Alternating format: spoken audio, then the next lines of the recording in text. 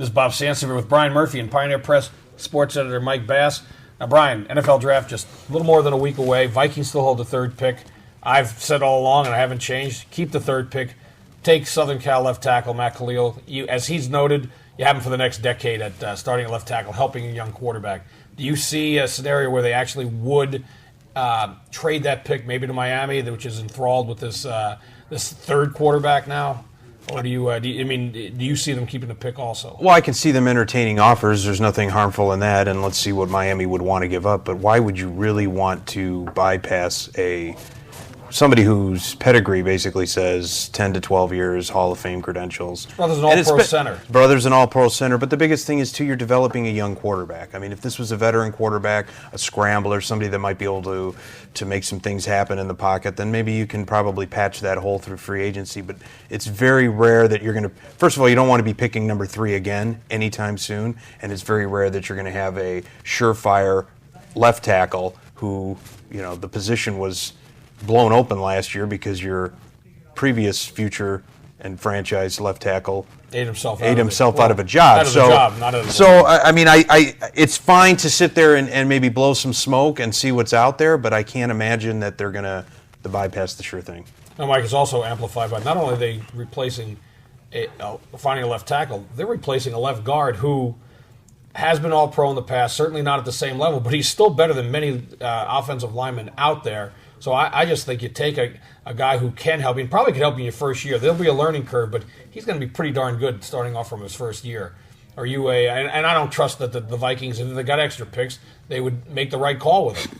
Well, that's another issue. I mean, the idea is now is you take the current left tackle, move him to left guard so that you would put Kalil right in there. And I think we all agree that seems like a no-brainer to do. The thing is, to be able to trade into that spot, you have to give up a lot. Because if you look at the point value charts, even if Miami, let's say, all the rumors are about Miami, they'd move up from 8 to number 3. To do that, that's like another 800 points they have to come up with, which means your second rounder, your third rounder, and then maybe a late round 2. Or you try to do something where maybe you're doing this year's first round pick and next year's first round pick, or throwing some veterans in there.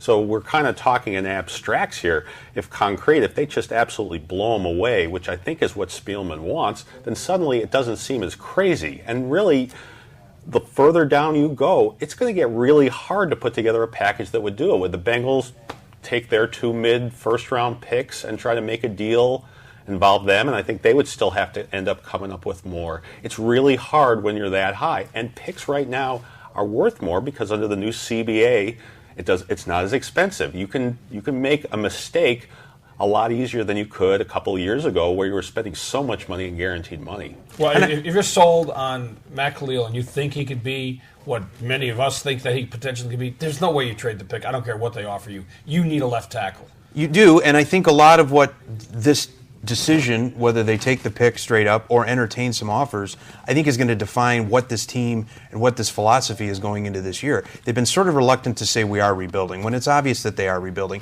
and they need to rebuild, and there's nothing wrong with rebuilding. You can do it quickly in the NFL, but I think if they do entertain an offer and they do end up trading that pick and getting a bevy of draft picks and maybe a veteran, which I don't think is the right thing to do, but if they are able to do that, are they saying, look, we can compete this year for a playoff spot? I think that's a stretch. I mean, they're in a very difficult division. They're coming off a 13-loss season. There's a lot of other holes. I don't know if they can solve all their problems with one transaction, but if they try to do that, what exactly are they saying? See, I look at it the other way. I think if they made a trade that gave them multiple picks, what they're admitting is we can't do it in 1 year because there is little doubt anywhere that Matt Kalil can step in and start right now.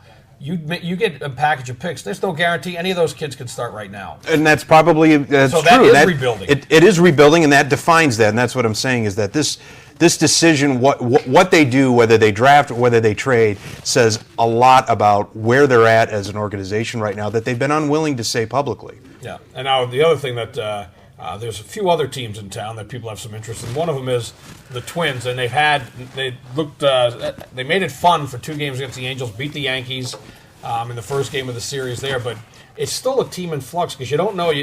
Now, Justin Morneau has played at first base. He got his first game in the first game against the Yankees, and that's encouraging. He didn't get hurt; everything was good. But where will this play out as the season goes on? Because there's so many moving parts and moving players. If he does stay at first base, Parmalee no longer becomes a factor. I don't think he'll play a great deal there, but Ryan Doumit becomes an issue too. I mean, and Clayton Thomas all of a sudden's in the mix, and they have issues with pitching. Do you see anything clearing up, Mike, in the next few weeks where people can say, you know what, that's a lineup we're going to see every night? I just don't see that. See, I think it goes way beyond the lineup. I still think it comes down to the pitching, and I know I harp on this all the time, is you've lost Scott Baker now for the season. That's a big loss for them. I know he's got his issues. I know there were some durability questions about him, but you're losing the guy who may have been your best starting pitcher. And your best bullpen pitcher had an MRI at the start of the week. And this was a shaky rotation to start the season. This rotation looks really bad right now, and you were hoping that Kyle Gibson at this point would be back, but he's coming back from an injury. So, even if the lineup starts doing better, how are you going to have a pitching staff that's going to even be able to get them to 500?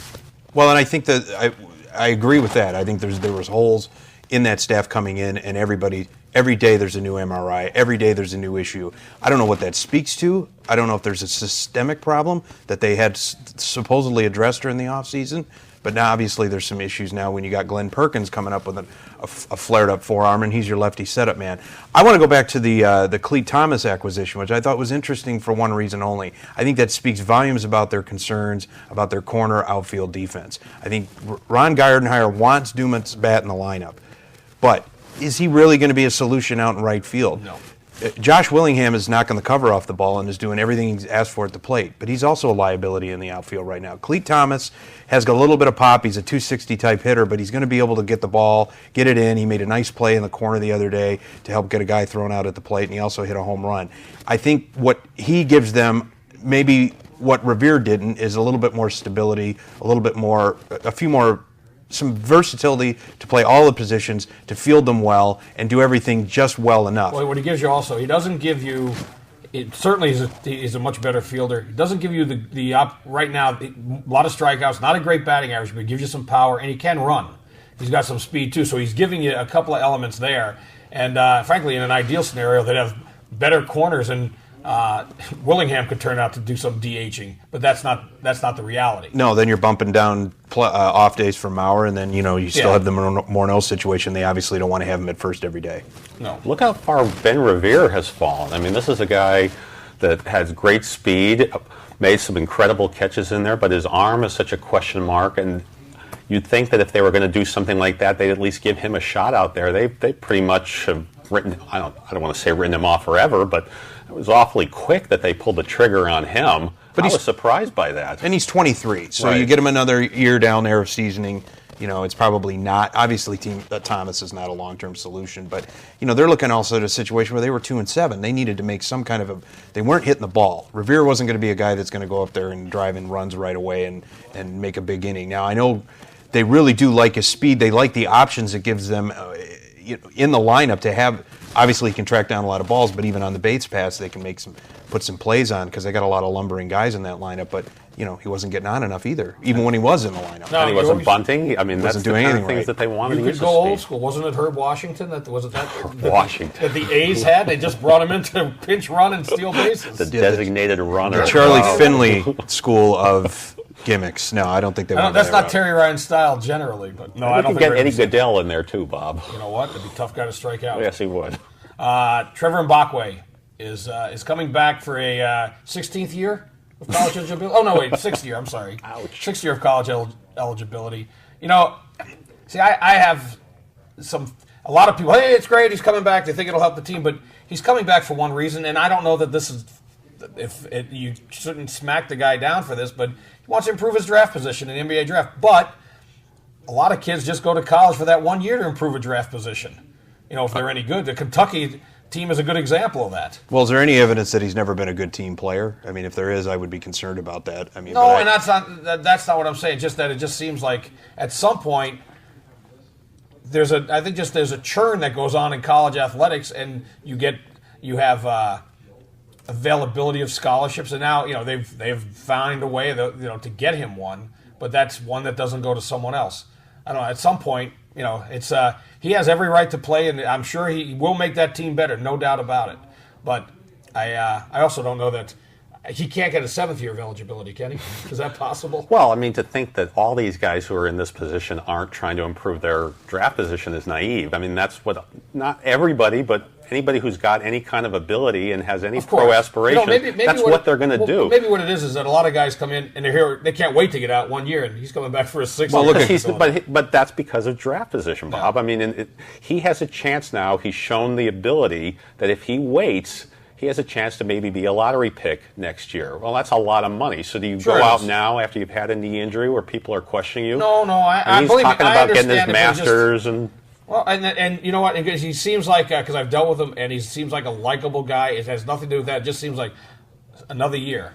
Well, I mean, look at it on the other side of the coin, too. You have Kentucky that just won the national championship. And they're basically the gates open and everybody's leaving. So, Well, he should be commended then for wanting to come back and stay in college and get his master's. For the pure reason of coming back and getting his master's. And by the way, I might become a top 10 pick. I commend the man. Good for him. Now, there's another little basketball team in town. Well, there's 2 of them. One of them would be worth watching. The other one's finishing its season up. The Timberwolves, if you could just go back to the day before Ricky Rubio got hurt and the promise this team was showing and the possibility of making the postseason. Now, this is the only team, I think, in town where people actually can be excited about next year with Love, presumably this not being a serious issue with a concussion, and Rubio coming back. People could be excited about the Wolves next year. Well, I don't think it's really all that devastating that they are fading here and that they're not going to make the playoffs. I still think fans out there do know that this is a team with promise. Well, that's the point. Yeah, that's what I'm saying. I mean, you said it much more eloquently. Well, I just don't think, I mean, obviously you don't want your star player to blow out his knee, and you don't want Kevin Love to be in a hospital with a concussion issue either. But I think the realist out there would have said, look, this was going to be a real long shot just for them to make the playoffs. Now they could have created some buzz to be 500 down the stretch. But I don't think the fact that these couple of freak injuries should really derail anybody's thoughts that this is going to be a team that's going to be relevant, that's going to compete, and that's going to be able to put people in the seats. Your thoughts? I think it's amazing how they have become irrelevant really fast at the end. You almost want, for all the criticism, kind of tongue-in-cheek, that the Wild got at the end for winning a few games and hurting their draft position. I think the Timberwolves need to win a few games just to kind of have a little bit more of a feel-good feeling, shall I say, going out of the season. Yeah, I mean, it's not devastating for the entire future of the franchise. I get back to the point where they had some opportunities to help their roster, and they didn't do it around the trade deadline. They didn't sign any 10-day contracts. I don't know exactly what their financial situation was, but they just kind of let go and everything fell apart. This was a rough season for everybody because it was all contracted after the lockout. Everybody was playing a lot of games. You needed to be in a position to have a lot of depth. This team didn't. They were making their rotations smaller. This is not a good way to end things. You want to go out with a little bit of a bang. This is going out with a thud. Well, but it's also given their coach an opportunity to really stomp his foot down and let him know how dissatisfied he is. And that's not necessarily a bad thing to send a message to some of these guys. You better pick it up or you're not going to be around next year. Well, who would be satisfied looking at what they're doing right now? Some coaches just don't speak up at all, and they just let it happen. This guy's not. Would that be the previous coach you're referring to? Well, it could be. It could be a few of them. The previous 2. Yeah. 3. They just let it happen. And speaking of, the Timber, we've covered many of them. Speaking of 3, I guess 3, 2, 1, we're going to be out of here. 3, 2, 1, we're going to be out of here. 3, 2, 1, we're going to be